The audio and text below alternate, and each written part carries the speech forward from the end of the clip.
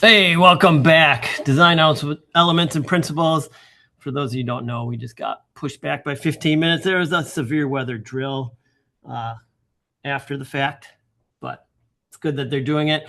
So let's get started. I'm going to start out with just a review of some things since we're coming back, and this is it. There's no more breaks. Let's do it. All right. We've gone over the 16-week time expectations. We know the grading rubric and checklist, the GRDS course checklist. So it's time to start signing up for courses this week. Just follow along with this. You can download it, whatever. And okay, I took GRDS 103. What's next in line? First semester, second, third, fourth. Just review it. And then down here, you knock off, check off, print it, check it off, however you want to do it. But this is the correct order. Second and third semester, we run one of each.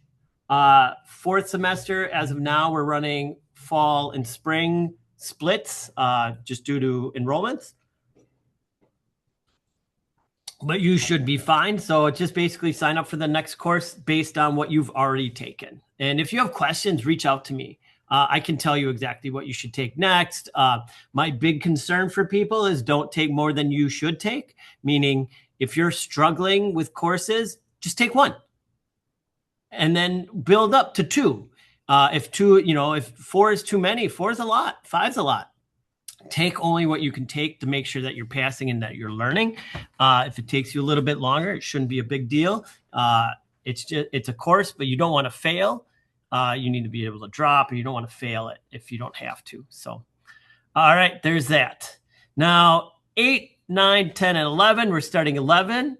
8's going to be closing out on Thursday. I believe 9 will be closing out on Thursday as well.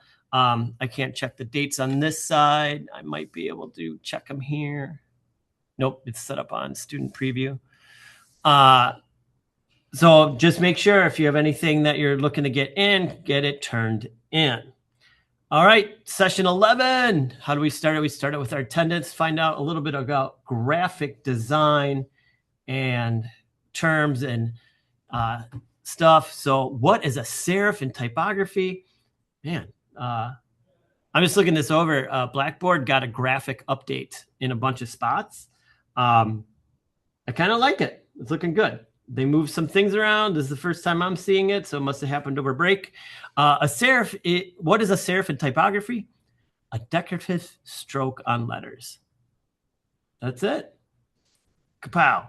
All right, you know what to do there. That's how I take attendance. Make sure you get that in. I'll go over the contrast lecture in a little bit. Always mid-session project reviews there. If you want to share your work with me before it turns in so I can check it and be like, you're doing it right, change this, change that. This is how you get it done correctly. All great. And we will work on Tuesday's assignments, which is research and project. With that being said, let's talk about contrast in graphic design.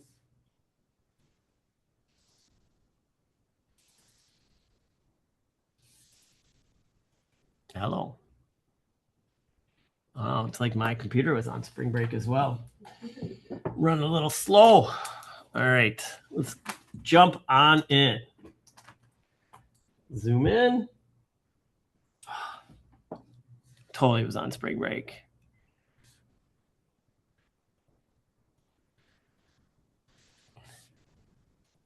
All right, now let's do it. There we are.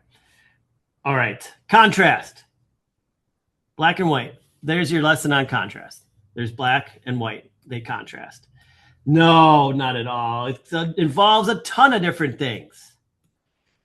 So it's a fundamental principle of design that involves a juxtaposition of different elements. Big, small, color. We can go through all the color. Every color's got a contrasting color. Yellow, purple. Was it blue, orange, green, red? Everything's got a contrast. Texture, you could have rough next to smooth. And what it does is it brings you in and you start to look at things differently. When you see it on a piece, if something is in a sharp contrast to everything else on the page, then we're going to be like, oh, I'm interested in that other thing, not just like what's going on everywhere else. And so that's what contrast is about. It's about setting something off by juxtaposing one of the many design elements that we use in a piece. So you could basically go through this, and I don't know if it is. It should basically almost be every one of the elements. You can contrast every element in some sort of way. You could be doing something and you're like, all right, first off, I have all this stuff. Oh, I didn't want line.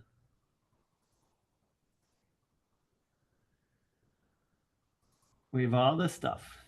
Come on. You know, and I have all this beautiful stuff drawn, and I'm just using smooth lines, right? And then all of a sudden, somewhere else, I have this. So I only need one of these to contrast to stand out. So, you know, like I said, we can go through every one of these. We're not going to really do it. I just want to talk about line really quick. But even if something as simple as line can have contrast. So color contrast. I went through those quickly. Every color has a complementary color, as we call it, contrasting color, complementary color. Where does it lie on the color wheel? So if we use the color wheel as our example, if a color is here, the opposite is here. If we have a color here, the opposite is there. It's across the color wheel. It's just a general rule of thumb. And it's so when you're working, you can work with that. It's like working with black and white if you want to work with color in that kind of sense. So contrasting colors, it's always a good way to make things pop. Value contrast, like when we talk about value, I don't know if you guys remember when we talked about value, we had like the Dark Knight Batman poster where it was like, it was the poster and it came in and it was light and then it went to dark where he was and it was all dark and it was all light up here. But that dealt with all of value contrast, setting up lightness and darkness of color. It's not always black and white. Sometimes when we speak about it, we speak in generalizations. As a joke, I realize I can't talk to my child in generalization because they will take it as a matter of fact. So when we talk about value, it means color. It means dark to light of any color on the color wheel. So that's what the value is. And we want that contrasting and values. And it can even be very subtle. It can be very subtle, but just a difference. You could have this very light blue and like calm and spa-like piece. And then you want to get their attention. You put something in orange or you put not in orange, excuse me, but darker blue, you know, just like, it's not like sudden, but like the darker blue has a little bit of information in the lighter, you know, blues of calmness. And then that's all you need to stick out. Size contrast, of course, if you have a bunch of information, as we draw our standard poster, as I always do, up here, sorry, push really hard. It's a title. It's like a lot of information. And then we have like more stuff here, maybe a little picture, and then another picture, more stuff here. And then at the very bottom, we have the legalese, or we have the stuff that nobody needs to know about. And we just do that real small at the bottom. So the size contrast leads us from top to middle to bottom, dealing on the size. And that can be the size of the type, the not just like the boldness there, the boldness of the type comparatively. You can have elements on the page dancing around everywhere. We do another one. And if we have this and this, you know, like which one are you going to look at first? You're going to look at the big circle over the little circles. You'll eventually get to those little ones, but the big one's going to be the first one to catch your eye. So that's dealing with size contrast. And again, size could deal with anything, you know, any parts that you want. type, line, shape, form. That's about it. Okay. Oh, shape contrast. Again, this is all just about setting something out to look different than the rest. Oh, they do the old style, like Bauhaus kind of deal. Like here you could have it, but what makes this interesting is you're like, oh, there's 3 different shapes, and then you could have like information in each shape, which is kind of fun over, say, this design. You know what I mean? So if we add that contrast of shapes, it makes it far more interesting. It could be 3 floating circles or a circle, square, and a triangle. And we're like, oh, okay. I'm going to make sure I see all those. That distinct shape and the interplay of geometric shapes is interesting. And I want to read each one of these. We can also do it even weirder. It's like if we have a piece and then say you have like a title coming in from the top here, and it's title, blah, blah, blah. And then somewhere else you have like an organic shape to like set off some other information. So you can do that with shape contrast. Many different ways to do that. It can be both geometric and a bounce between, organic and you can have that shape, and then you can have this shape, and this is an interplay between the two of like, oh, okay. And then we start, here's the weird part. If I were to draw this separately, if I had a bigger space, you will also sometimes start to do what's the correct word? So if I have like an organic shape, and then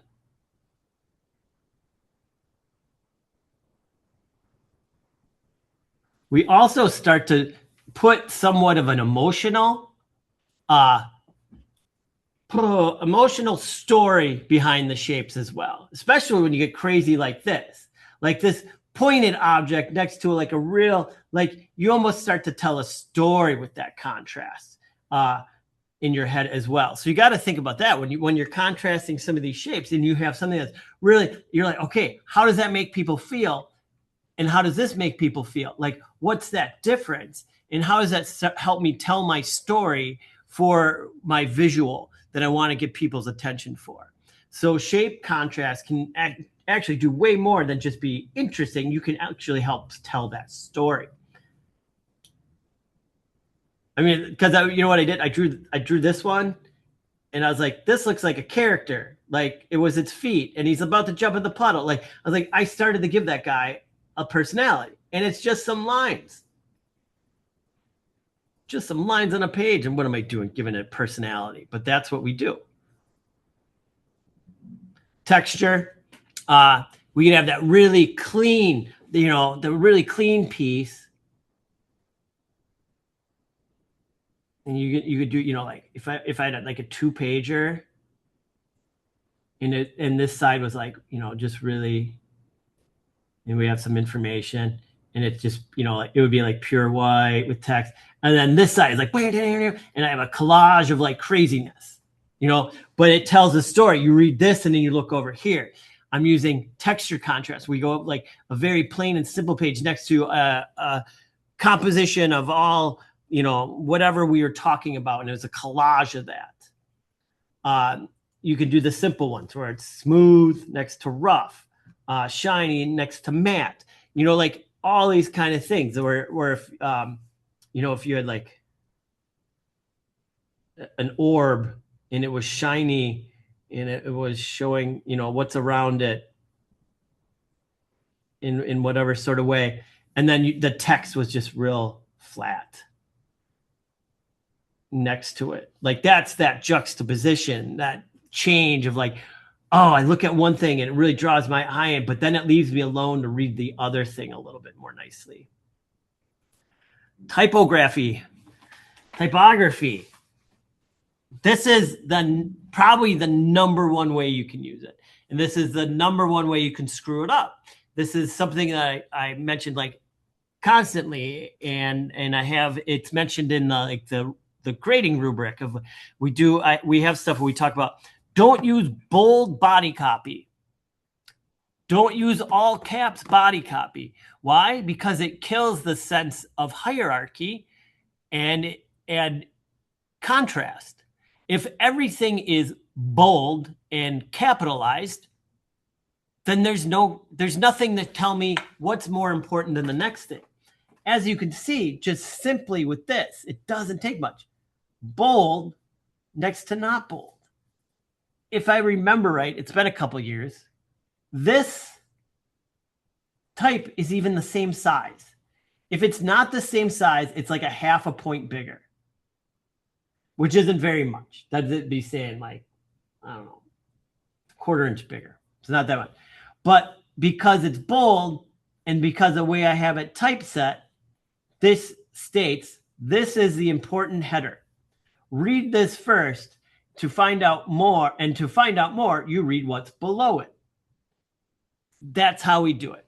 So when you typeset, it's just not about putting the words on the page. It's looking at the words and being like, this is the title. This needs to be biggest. And then this needs to be second biggest. This needs to be third biggest. And we take all that information. And when we design our piece, we make sure that we stick to that.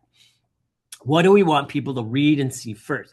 What do we want people to read and see second? And that is so important. That is like probably one of the top number one important values when you're doing graphic design is that hierarchy, and using contrast is one of the best ways. Spatial contrast. Let's look over here real quick. What do we got? Kind of like just visual contrast there. Okay. Spatial contrast. Oh, that's a good one for spatial contrast. The arrangement of elements on a piece. If I have a lot of stuff here, and then it slowly gets less, and then I can have some information up here. So what I'm doing is using like this as entertainment purposes sort of, and then this is where the information is. And again, just I'm making this stuff up on the fly. So it's like I wouldn't really design this I would design it with intent. But, you know, placing things closely together, that's the other one, is chunking, it's called. We have a thing called chunking, is I have 3 sets of 2 items, right? So that's 6, 3 sets. 1, 2, 1, 2, 1, 2. All right, so now if I do that, here's one set, here's the other set, here's the last set. Can you tell the difference between those 3? No, but if I do one set, one set, one set, you will now read this as, oh, this is a group, this is a group, this is a group. And then so that spatial contrast between this has no spatial contrast. It's all jammed together. But here, when I separated them out, it now reads as like the audience, your client, your audience, the viewer sees 3 sets of 2 items separated out. And they're like, oh, I see what to read. This is very important when it comes to bullet points. We use bullet points for information all the time. And one of the biggest things I go, with students is they do bullet points and they're like this.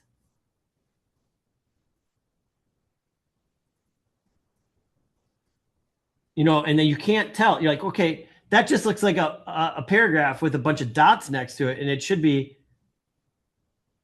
like this, and then there's a nice gap and then another set and a nice gap. So when I'm reading each bullet point, there's a space for me to see in between each one.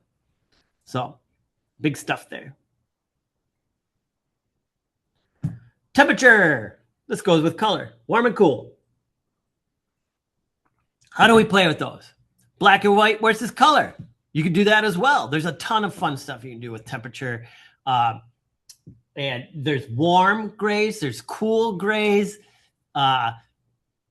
There's everything. This covers a lot of stuff.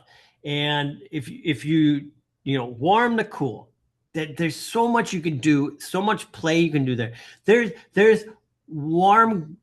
Every color even has like its own warm and cool. You can have like a warm red and a cool red and a red red.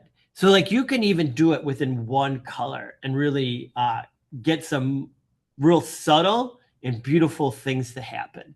It's just develop it over time. So let's look at some of our examples. High contrast. And it's a little bit crazy, the high contrast of this. It is, if I were doing this, I would have 100% black, K represents black, 50% K, and white, and which is 0. Here, this is like, they're using like 75% K. It's a pretty dark gray. So it's like black with dark gray and then pure white. So everything really pops. And that's probably why they did it. And it's such a fun illustration and it works with that. I think it's a great little piece, and it shows that like you can have that subtlety in the illustration. So if we look, the guy is made up of the dark gray and the black. Every, element, dark gray and black, for the most part, dark gray and black, dark gray and black. And that's how they're made up. And they're contrasting on this pure white background. So they really pop. They stick out. This gets a little hard to read. But again, this may be due to age. Like, I don't know when this came out. 1947.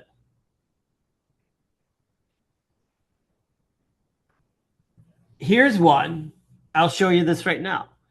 If you were to come to me and tell me what's the difference here, one of the difference here between these two pieces is this is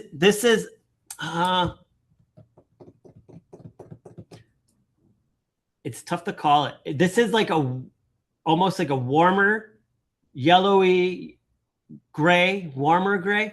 And this is to me, maybe a cooler, it's a purpley gray. But what you see on this piece is we have a foreground and we have a background. And the background has some high contrast in it, but the high contrast isn't continuous. It's broken up, and it's broken up in a way that doesn't take us away from seeing the main contrasting piece, which is right here. So it's fuse 1, but we have a blurry fuse 1 here with a lot of stuff happening to it. So what this does is it helps lead us in to go to the fuse 1, which isn't blurring. It's sharp contrast. We can read it. We can see it. And then we have our text below it, which is contrasting pure black. If we were to try to match that black, we'd have to go to one of these far corners to get that black that they're using here. So that sticks out as much as it can from the background.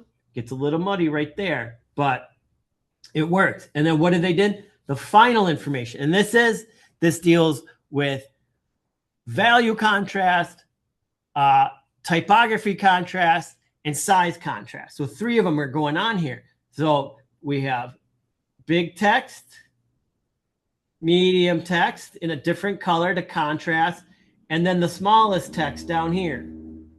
And then that's white set on the dark background, another contrast. So everything in this piece is built around contrast, even though it may look like a really soft, kind of like ethereal piece. It's all based on contrast. Everything in here is developed to contrast in order for you to read it. Straight up black and white. That's what this is. And why not? We deal, here we have grays and blacks and white. Here we have gradients and everything's soft. And you know what you can do? You just do pure contrasting black and white and have a really awesome piece. And I call it white. It is off-white. Yes, I just don't feel like saying the word off-white. But like that looks great. It's crisp. It's clear. It's easy to read. They did all the contrasting stuff they needed to do. Most important, really big. They chunked blocks of information. Second, third, they got where you can jump around. You can see what you need. You're going to read all of it because they have so much contrast happening. We got the blogging about the web, workshops for web people. Oh, it's got stars. Like this is like important to them. Like all that kind of stuff. They did a really great job. And it's just pure black and white and off-white. Get some color contrast here. Dealing with right here. All over the place. Why is Liquid Joe's? This is purple to light purple on top of yellow and orange, contrasting colors. So right there, dark text over light text, big, smaller, smallest. You know what I mean? Like, so they're doing it all. They have a big, the way they set this off too, I love it, that they put, there's cool colors blended in around the outside. So they didn't take it all out because they used the blue on the inside. So what's the best way to, so we have, if I could separate out, it would be like this. I would call warm. This is warm. And all of this is cool. This relates to this. So they really thought this, graphic illustration done for Liquid Joe's was really thought about. And they did a really great job. It's not just like, oh, they just did a splattering of color and went with it. No, they're contrasting off. Like the black sets off better on warm colors than it does cool colors. Cool colors are generally a little bit darker in my mind. So it offsets that part. And then we have, so we have a color contrast, then we have the black, and then we have the sizing again, it's all over the place. This is one very famous from back in the day. I don't know how you read it. I can't remember when the iPod came out. iPod was a music player before people had phones. You would walk around with a device. It was like a cassette tape or a Discman before phones integrated music. But this was very famous. And this is a wonderful piece in contrast because what was done at the time is Apple developed the iPod and they made it white. And this is coming out of a time where electronics were mostly black, dark grays, or they're always this weird, computers are like this weird off-white. And not only did they make their product pure white, they made the headphone cord white. And this was a first. I won't say like historically, it was the very first people ever to do white cords. But before the iPod, cords for headphones were always just black. It was just black. It was just a standard. There wasn't industrial design behind it. It was just like, we're going to produce some headphones and it's black cord with a black attachment and we'll put it on some puffy headphones, like watch Stranger Things, I feel like there's some goofy references, but Apple was like, we're doing white.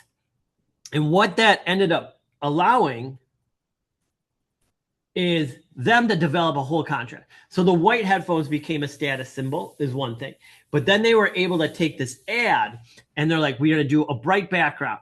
All the ads had a color background. They weren't all green. They were going to have a black silhouette of somebody dancing, hanging out. And then they had a dark enough color that you could read the iPod in white. And then you could see the very famous iPod and cord against the person who was dancing and having fun.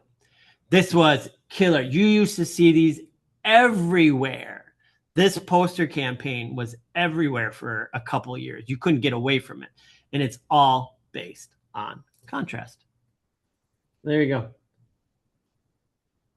If you have any questions, comments, or concerns about contrast, please let me know. Give me a shout out. I'll get back to you. I'm happy to talk about contrast and design. Speaking of which, we should go a little bit crazy. Should I go crazy today? No, I won't go crazy. All right. Contrast research. What do we do? It's in Illustrator. I'll walk you through the steps. I'm going to move this over.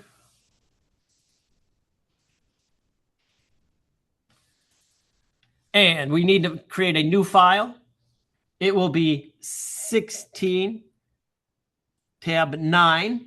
I'm just using tabs. As you see that go around, you're like, how is he doing that? I'm just hitting the tab key. Why am I hitting the tab key? Because I don't feel like lifting my hand 800 times. Like it's you find out the easy way to do stuff. So like once your hand's in one position, you don't have to move it again to another position. So if I'm typing and both hands go to the keyboard, I'll hit tab so I can use both hands to type and not have to move my hand back and forth. So that's some of that ergonomics and good work there. So then we have this. So I need to make the first layer a margin layer. And what I'm going to do is I'm going to draw a box, and it's going to be a 1/2 inch smaller. So it is going to be 15 by 8. And I'm going to check that over here. My properties is always open, and I can click on that. I'm going to type 15, and I'm going to hit tab, and I'm going to hit 8 and enter. Then I'm just going to walk down. I'm going to hit fill, no fill, stroke, and I'm going to go down this line here, magenta. Going to make sure it's at 1 point, and then I'm going to make sure it's centered. I'm going to do a line. I'm going to make sure it's centered and centered. With that done, I'm going to turn on my ruler, and I'm going to pull one guide to the center, another guide to the center. Click on my margin, make sure it's blue. Go to the hamburger menu. Yes, that's what it's called. And click on template. I'm going to create another layer and call it crop marks. I'm going to draw a rectangle, that is the exact size of the box. I'm going to double check that it's 16 by 9. I'm going to make sure it has no fill. I'm going to make sure it has no stroke. I'm going to go to this FX button and click on crop marks. And I'm just going to double check that everything is perfectly centered. And then I can lock that layer. Then I'm going to create a layer. And I'm going to call it title. I'm going to create a layer. Call it images. And I'm going to create a layer called background.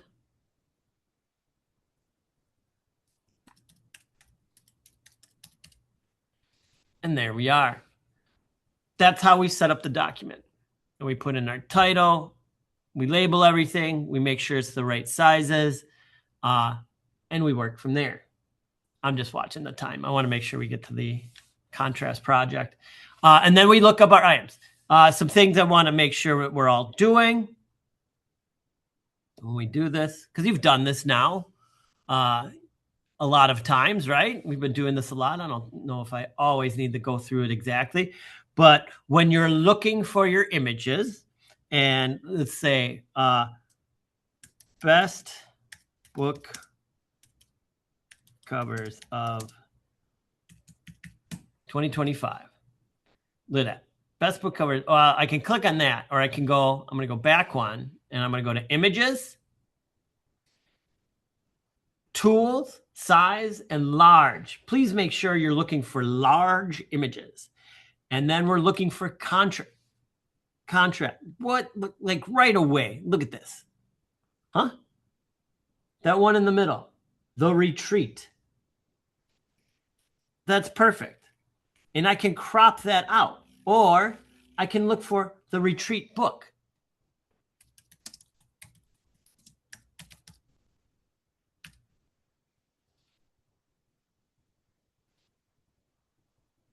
right there. If I go back one. Oh, because that's the purchase. Look at that, 1500 by 1500. And I just saved my image. So one of these is take the time. Two is find the one you want. Take the time. Perfect contrast. There's my book cover. Then you just go through and do your movies and bring them in and make sure that they're equally spaced. You can do all that in Illustrator. I've done it before. If I make a rectangle, where am I at? And I'm just doing this in generals right now. I'm not doing the whole thing. See if you can remember from after break, right? How do I do that again? I didn't touch a computer in 10 days. I hope you did. Got to keep practicing. Again, I use the musicians. So when I'm placing items, you can watch, and the computer wants to help. See those? That makes it like, oh, it's telling you those are perfectly the correct distance away. But it's not perfectly the correct distance from those. So you can grab groups of items. And if I go to this align box and I say align to artboard, well, you have to do one thing first. You have to group these. If I group them, object, group, and then I center them, it'll center them. So you can kind of like do a layout on the side, get your text into it, and then like group it and then just get it all centered. Or you don't even have to have it grouped. Group all.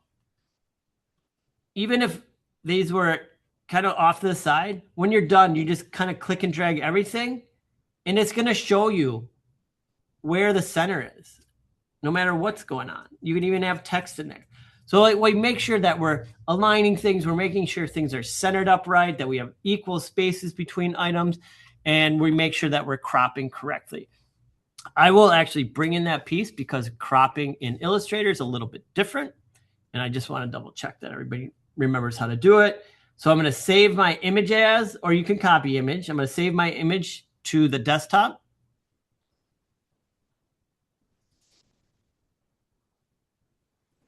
Oh, I have to convert it.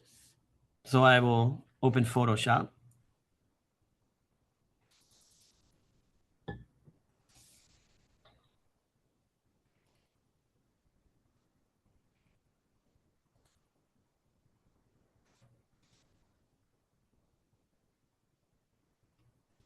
Oof. And I'm going to go to File, Open. Now you should have all this. All this is at your fingertips.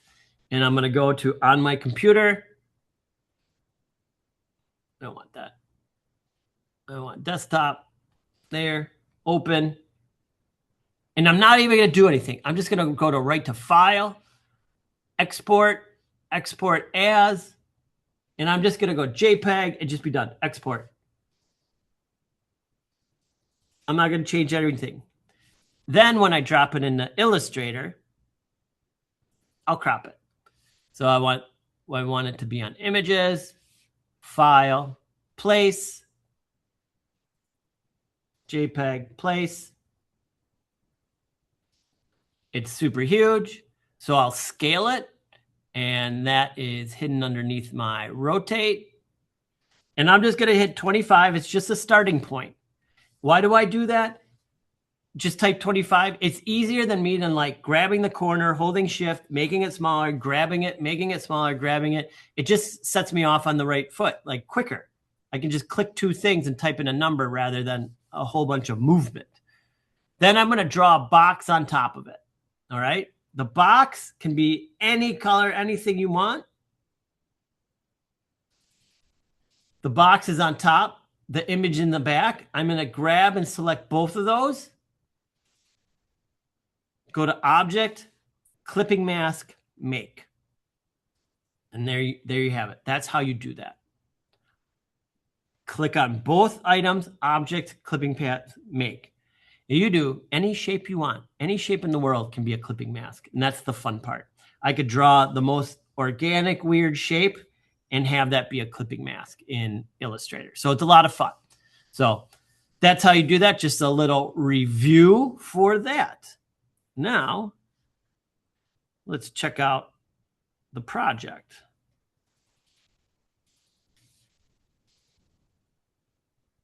Contrast project. All right. Create 6 composition using color, shape, typography to define contrast in the design. This is all up to you. This is like a freedom one. So two compositions using color to define contrast, 2 compositions using shape, and 2 compositions using typography. So this is kind of like a free form one. Like how would you do that? Again, this is, as I say often, you don't always need to do it all at once. Take some time. Think about it. I was just, all those things I was just drawing on that little, on the lecture page are all different ideas you can use.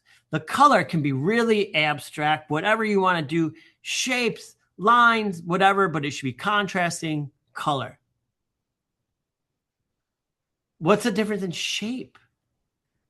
Organic versus geometric. There's different kind of geometric. You can have anything rounded next to angular, and you can have a lot of fun. These two can blend together. You can use different color development in the shape ones as well. In typography, how do you do this one? How should we do? Pick a cute little saying. Oh, Lord. Lordy. Should I? What's your... I'm sorry. I'm doing it. Folks. Don't get mad at me. Oh, what is it? What is it? Is it live, love, life? Right? Is that thing that you get at Target that you put in your house?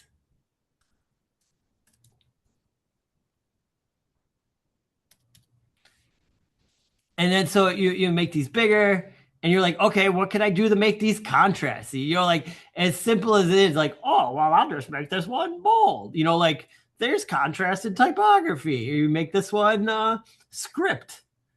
Find a script. Oh, there you go. You know, like, and then this one, oh, life should be scripty. You know, and this is what you think about when people call you and they want this kind of stuff. Oh yeah. There we go. And we do that, and then live. I can't. You're not allowed to use. No. It's gotta be sans serif. There you go. And there's my contrast. You know what I mean? There you go. There's a contrast for that one. So, let me know if you have questions, comments, concerns, or anything you need to ask me. I'm always around. Please use mid-session reviews, use the message board, use the discussions, anything you need to get a hold of me. And Thursday, we'll go over the rough comps for the pamphlet design. All right. Great. Have a good one. Welcome back. I'm excited to be back, kind of close out the semester. And if, again, any questions, comments, or concerns, just let me know.